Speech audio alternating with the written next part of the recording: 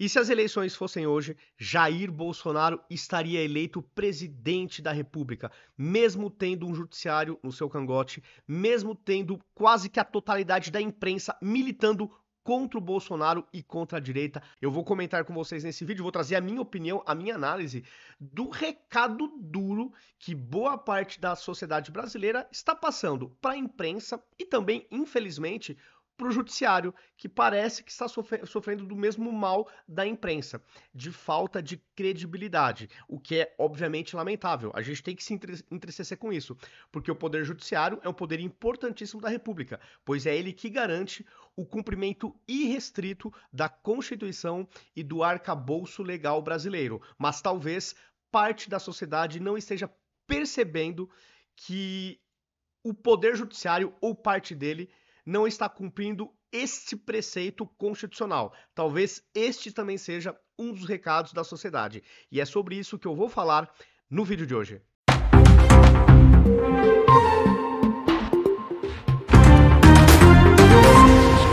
Começando aqui por essa matéria, por essa reportagem do Poder 360, que já traz na manchete a principal informação.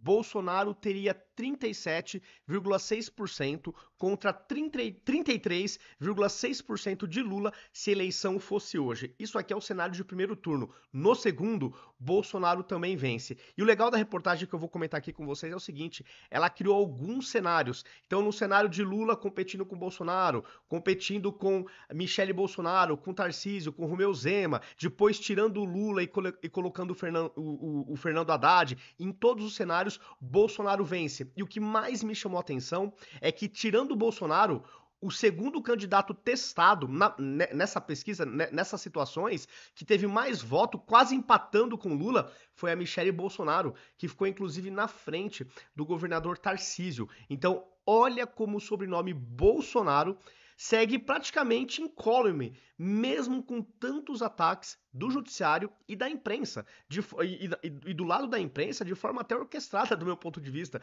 porque todos aqueles veículos do consórcio é o dia inteiro abraçando a narrativa, para mim narrativa, de que Bolsonaro queria dar golpe. O que tá ficando claro para mim é que Bolsonaro foi um obstáculo pro golpe, irritando até alguns militares, conforme os áudios que estão vazando.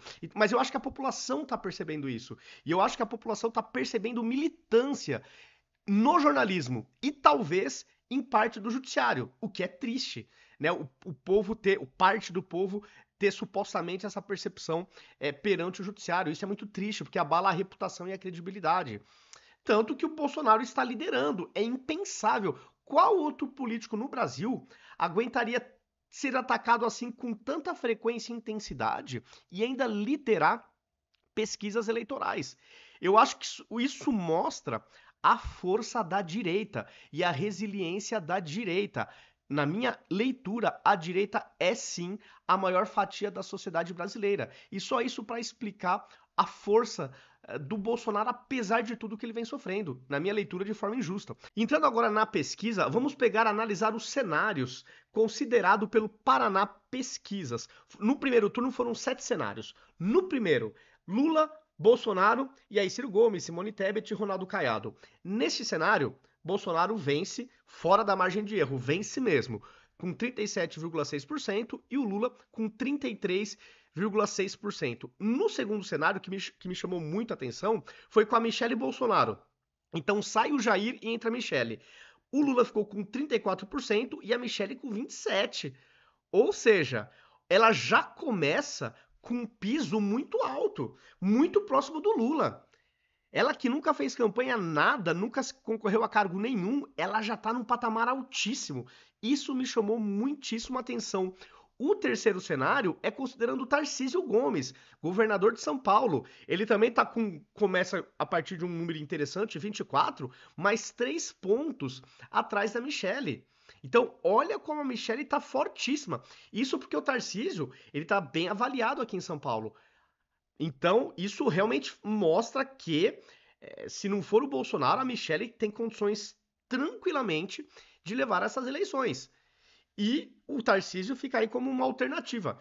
Se bem que eu acho mais prudente ele concorrer a uma reeleição aqui no estado de São Paulo. Mas isso aqui me surpreendeu positivamente a questão da Michele Bolsonaro. O terceiro cenário foi considerando o Ratinho Júnior, tá? Então, se fosse ele representando a direita, teria 15,3% dos votos no primeiro turno. O quarto cenário é o Romeu Zema. Dos cenários testados com a direita, vamos chamar assim, ele foi o pior. Tá com 12%, então aí de fato bem afastado do Lula.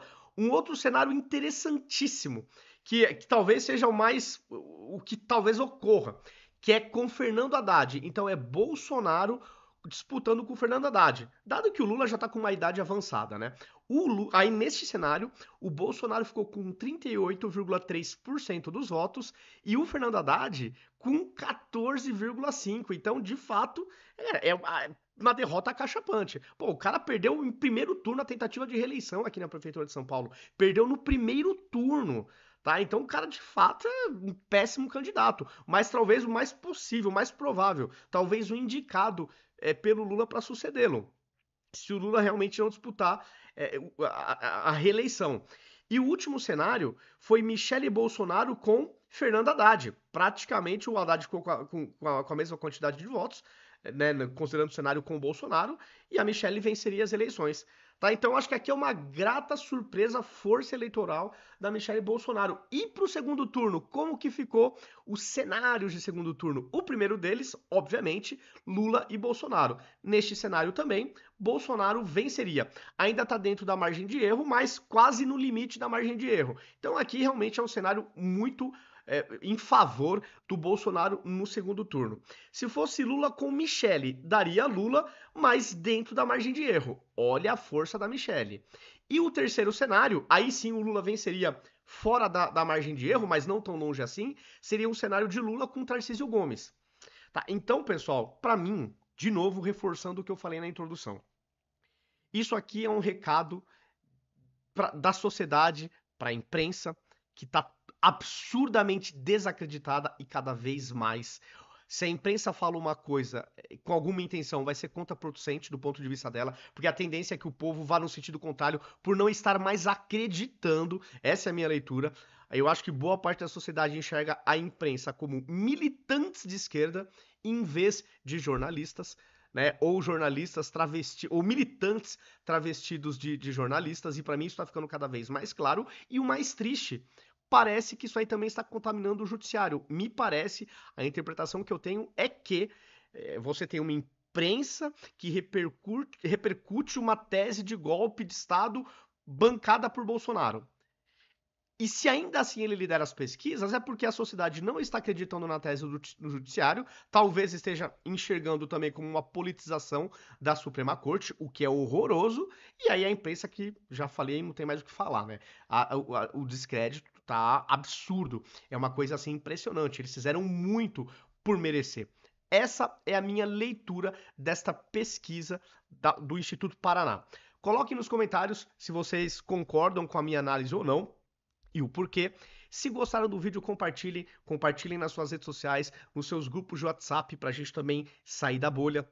Verifiquem se vocês estão inscritos em todas as minhas redes, em todas elas eu estou como Vinícius CFP82, aqui em cima em vermelhinho está o meu username, tá? Então em todas as plataformas vocês me encontram desta maneira, então fica aí o convite também para me seguirem nas demais, caso você só esteja me seguindo nessa plataforma que você está vendo o vídeo, tá? Então fica aí o convite e até o próximo vídeo.